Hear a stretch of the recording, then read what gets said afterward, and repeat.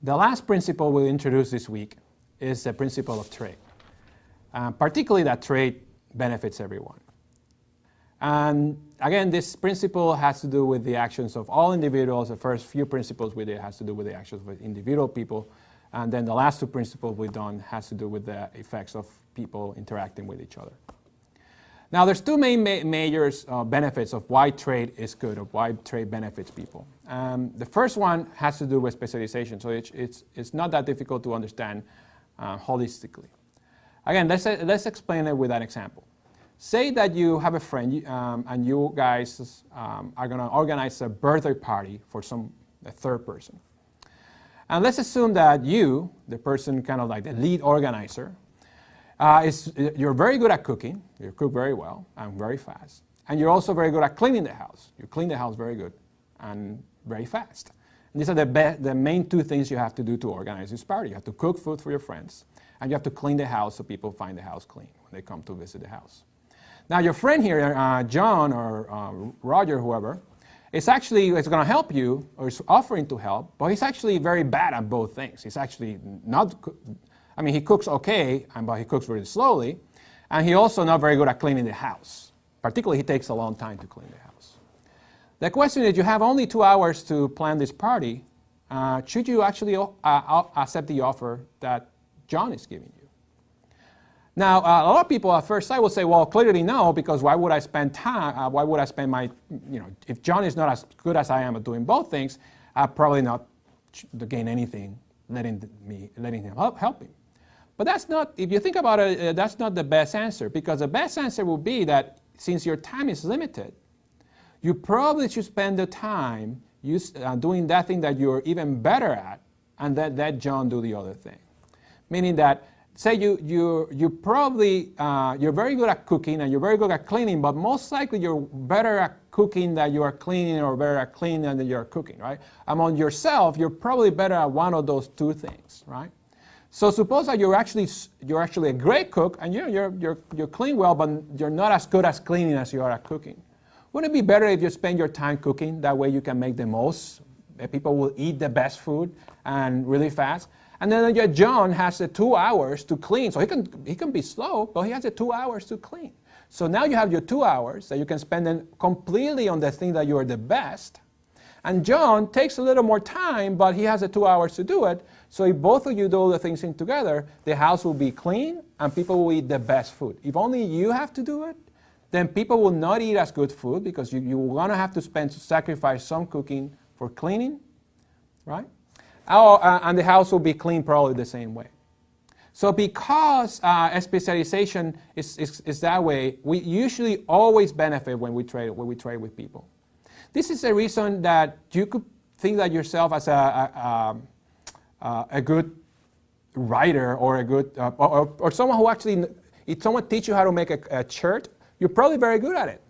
But you're good at other things too. So this is the reason why we don't make our own shirts, because yeah, we can spend time sewing our shirts or sewing our clothes, but we have to use that time to do something else. So each of us decide to specialize in one thing that we're the best, and we trade that with someone else who's willing to do the other thing.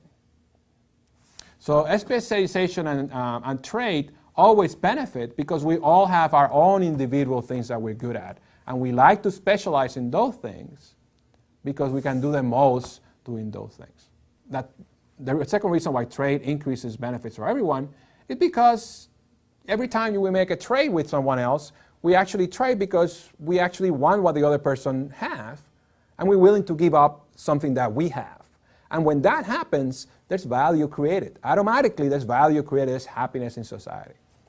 Now, how that works and how is the case, the best way I can explain this to you is by letting you watch how I introduce this in my regular class with my students during class. Let you see that, and then we can come back and kind of discuss what happened during that game. All right, so here's what we're going to do. In a moment, I'm going to give them, well, let me do that first. I'm going to give them, each of them, a present. Again, remember this on your student evaluations, all right? So I'm going to give each of them a gift. Let me start here. And then once I give you the gift, I want you to think about what you have, because here's what I'm going to ask you. I'm going to ask you your name.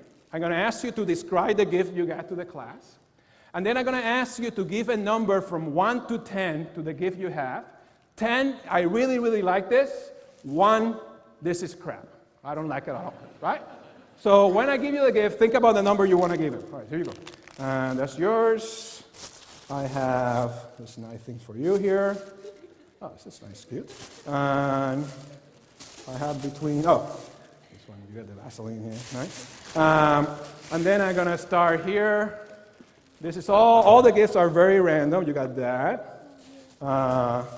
Nice. All right, you got that. Here's yours. Here's yours. And here's yours. All right. So, and then I want someone out here. Let's see, who's good with math out here? Why don't I have you here? I think you're in the front. You're not very good with math. All right. Why don't I have you? Here's what you have to do, right? It's very, very hard. Every time they say a number, you add it up, right? So you're going to add the numbers up, and you tell me the total. You can do that? All right, well, you're not making it. So why don't you back her up, right? So, and we all keep a track on your mind, right? All right, so I'm going to start here with the guys who have more time to your name, describe what you got in whatever detail you want, and then how many points you have, all right? I'm John. I got a pink razor. That's nice. And I'd probably give it about a 3. A 3, all right, pink razors. All right, is it because they're pink or? Well, you don't have the shaving cream. So. Oh, the shaving cream. Right, well, someone else there has the shaving cream. All right, 3 points, so we have 3. My name is Jude. I'm a sophomore, and I got a little sponge thing. You know what that's for? You know what that's for? You got it, right? So now that you know, that we agree that we know how many points? I give it a 4. A 4, all right, you get a 4, all right, what do you got? My name's Nan. I have a female deodorant bar. I guess I give it. How do you know it's female? Because it says secret on it. Ah, and all right, all right, all right. And I guess I give it a 4. A 4, all right, so we have 4, 8, and 3 got 11, all right? I'm Justin. I got hairstyling mousse. Nice, all right. I'll probably give it a 3. A 3, all right. So we got, how is it, 11 and 3 got a 14. I have Vaseline. Okay. I'd give it So a you have plenty of time to think about what to do, right? Yeah. Give it a 10. Give it a 10. Vaseline is always a very popular item here. All right. So we had 14 to 24, all right? I'm Emma. I have an 8-pack of crayons, and Nice, okay. I'd probably give it an 8. All right, that's pretty high, 8. So you got what you wanted almost, right? So that's 24 and 8. Thank you, all right? I'm Jordan, and I got Anarchy body spray. Very cool. I'd probably give it a 5. All right, a 5. Anarchy body sprays is probably men, I suppose, Yeah, right? it's All for right, men. all right. So let's keep it score at 32, 37, all right? I'm Raven, and I have men's shaving cream. Oh, he wanted some shaving cream over there, all right? So what do you give that? A 2. A 2, all right. So it's not completely useless, right? All right. So what was? Very good, all right. My name is Mardisa. I got some men's boxers. Nice. And they're Christmas, by the way. With tools. Yeah, I bought it. They were on sale. That's why I bought it. I see clearance. Yes. Oh, I left the price here. That's how you know how much I spent on it, right?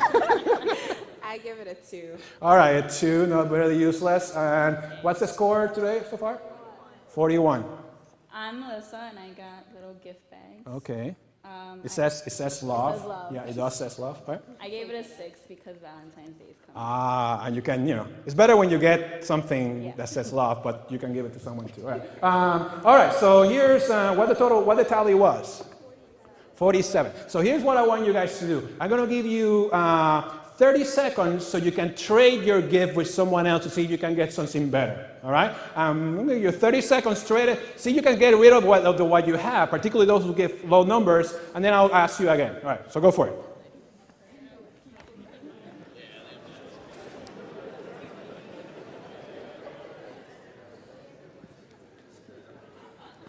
There's plenty of chances out there.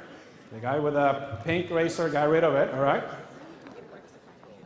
And you got the boxer shorts, that's good. And you just keep the Vaseline. You didn't even try, right? All right, what's the point, right? All right, okay. So here's what we're gonna do. I'm gonna ask you again what number you give to the thing you have now, all right? And then we're gonna keep track of this. Here we go. I got the I'll Nice. give it a 10. All right, very good. I got a purple spongy thing. I give it a 10. All right. I'm glad that this is called Aloof.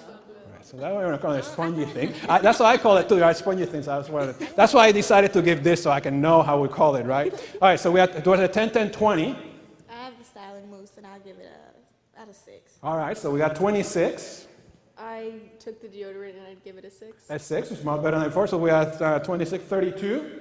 All right, I kept the crayons and I'd still give them an 8. that's good. You maybe think they're even more valuable, right? Because you end up with them. So 32, 38. No, 40. I still got the Vaseline, and I'll still give it a 10. Okay, good for you. Good for you. All right, and you have plenty of time. I need more time to think what to do with it, right? All right. I got the shaving cream and I'll give it a 9. All right, so we got 49, I think, so far. I got the Axe body spray, and I'll give it a 7. 59, 59. Wow. Okay, 59. You got a 7? Okay. 63. I got the mistletoe boxes and Nice. And yeah, they were in clearance. Yes. I give it a 7. All right, very 7. All right. Particularly you use it around Christmas next year, right? So. I got the Love gift bags, and I'd give it a 10. All right, 10. How much that? 80. So without trade, how much was it? With trade, how much was it? 80. Okay, first economic principle, and this is all recreated here in kind of an amusing way, but it's important. Trade creates value. Trade creates value. That's one thing we learned in the class. And also, you get the gift that you can keep them, all right? So thank you very much. Give him a round of applause. So what do you think? I guess as you saw in the class, the moral of the story is very simple. Every time people trade, the value that people have increases. And when we can sum that value after we have all those trades, in general, those 10 people should be happier than they were before. Every time there's a trade, the trade occurs because people who were engaged in the trade saw value in that trade. So trade creates value, and that's one of the things we're going to try to talk about during the course.